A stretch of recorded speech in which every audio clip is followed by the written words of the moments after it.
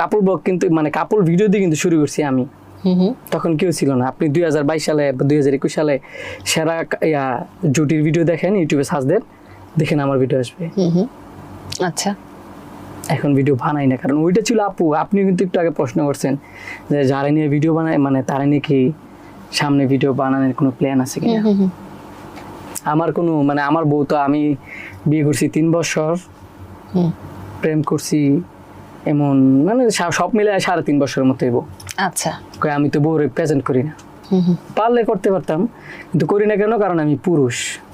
আর যারা বউ সামনে প্রেজেন্ট করে তারা পুরুষ না, তারা হচ্ছে তৃতীয় লিঙ্গর পরেরটা যদি কেউ থাকে তারা হচ্ছে সেইটা। তো এই যে কাপল ব্লগারদের প্রতি আপনার এত ক্ষোভ? খুব না, খুব কেন থাকবে?